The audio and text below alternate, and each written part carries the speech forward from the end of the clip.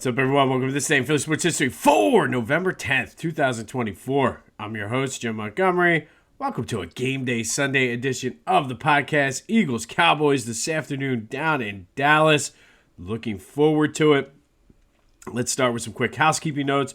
First, be sure to follow me on social media, Jimbo_Mont at Twitter and TikTok, at Philly Jimbo on Instagram. Be sure to subscribe to the YouTube channel, Jimbo_Mont. If you're enjoying it, tell your friends, spread the word.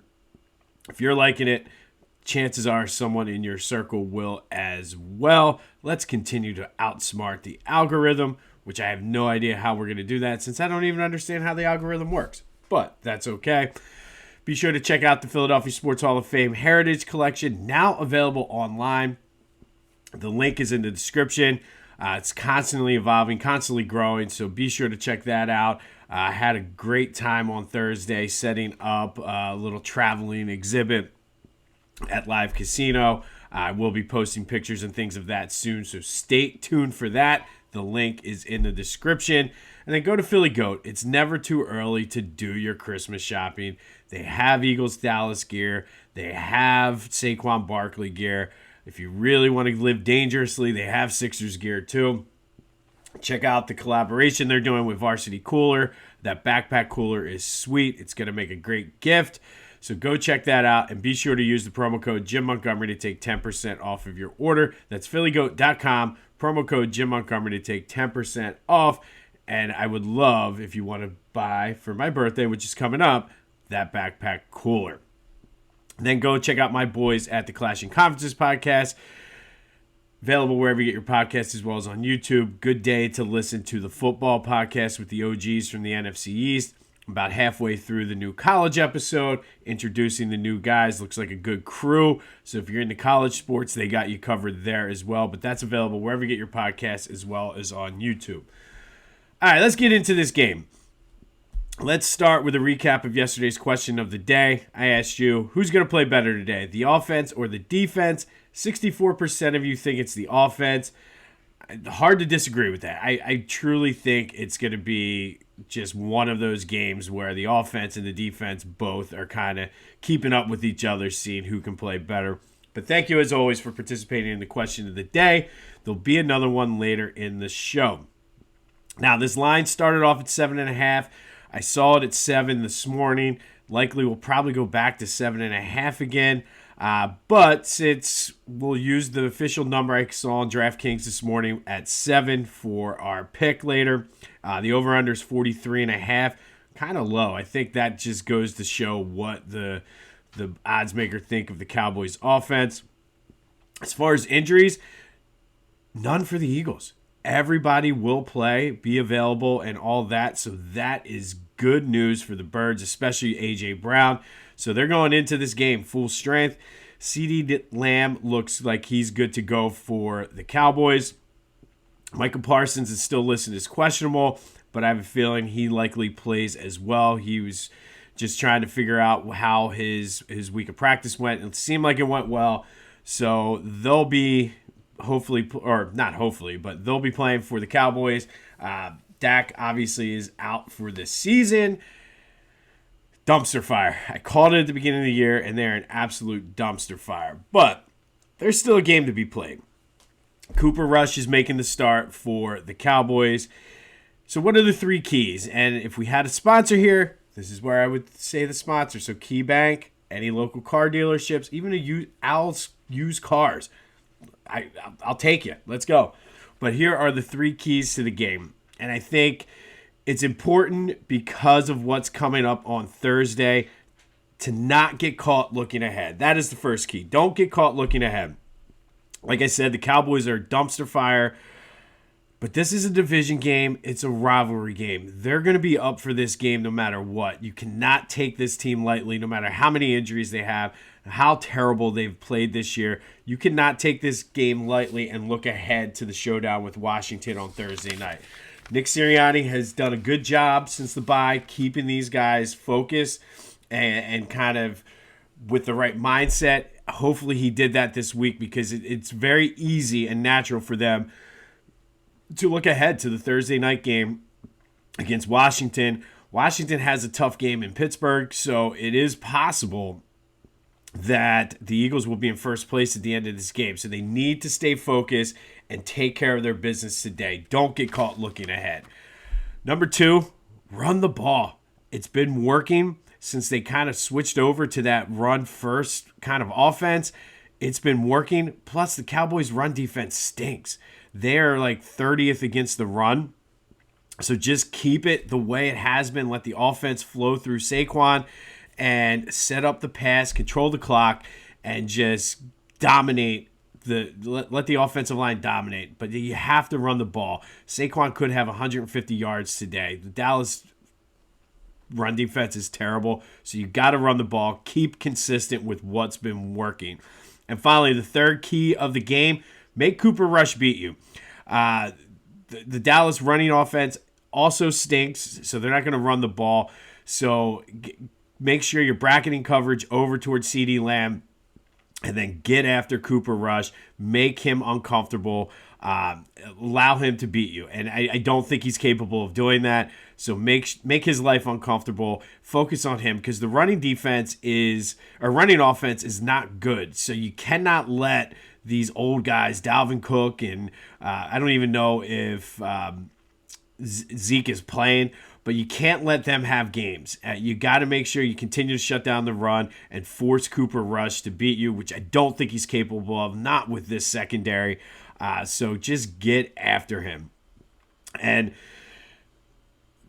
I don't see it happen. I really, really don't. But you cannot, if you let those guys start getting 3, 4, 5 yards of carry and getting big chunk runs, you could be in trouble. So make sure you shut down the run and force Cooper Rush to beat you, which I don't think he's capable of. All right, so now it's time for the pick. We are officially 4-4 on the year with our picks.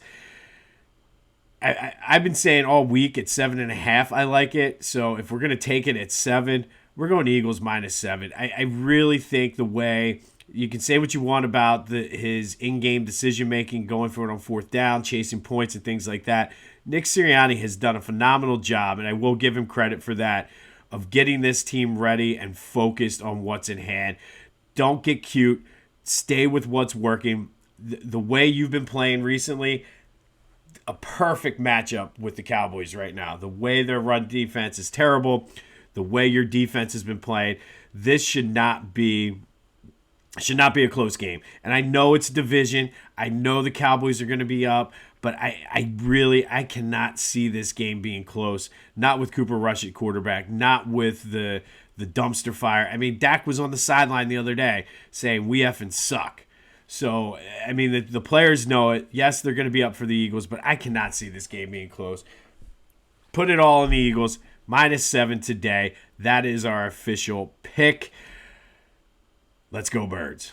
All right, Flyers took a 4-3 shootout loss. They did get the point.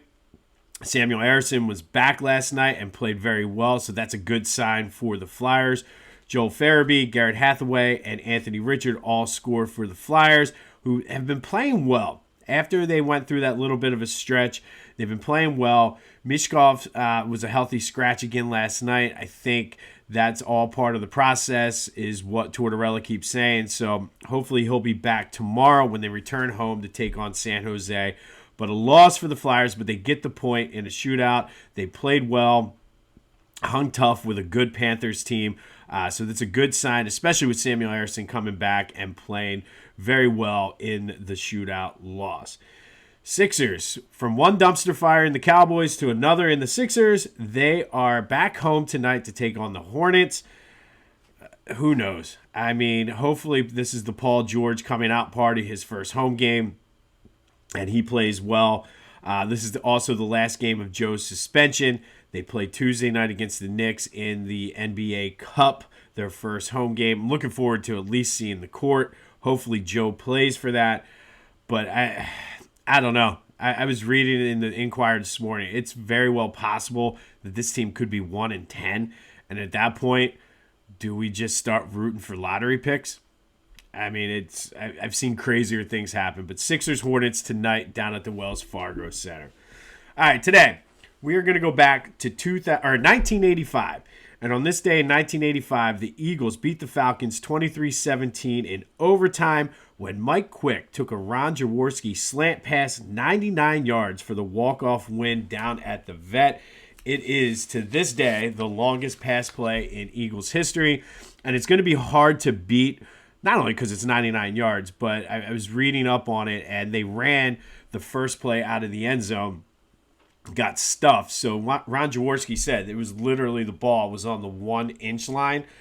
So it's going to be hard-pressed to find a longer pass play, but Mike Quick took it 99 yards to the house. And I always knew about this catch in this game and just the great play. It was a gutsy call at the time, and Mike Quick said, I told Jaws that it was there. So he was like, and I knew if the first guy missed me, I was going the entire way. But what I did not know was this was the Eagles' first ever win in overtime.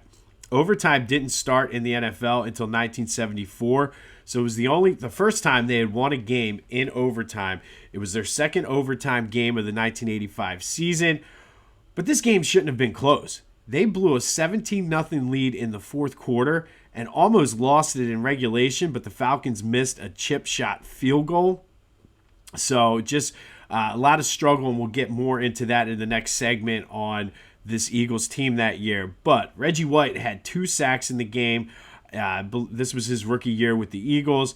For playing defensive line for Atlanta that day, also sacking Ron Jaworski, was future Eagle Mike Pitts. Just a little tidbit for you there.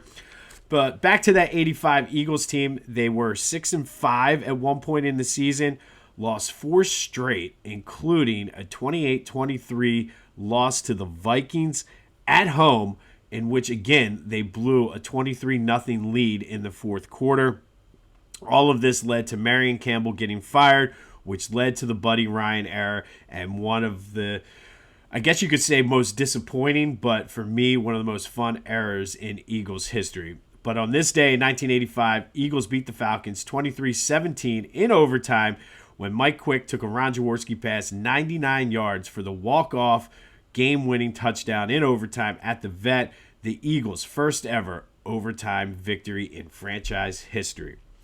All right, also, we've been doing this until we get to November 17th, when we're going to start looking at what we're thankful for in Philly sports and kick off our second annual food and gift drive. Benefits the Maddie N. Dixon Community Cupboard in Ambler.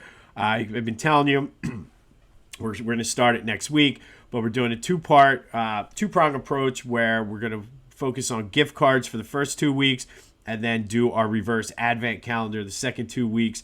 Looking forward to that. But until we get to the thankful part, also on this day in Philly sports, it was a sad day. This was the day that Pelle Lindbergh was officially declared brain dead.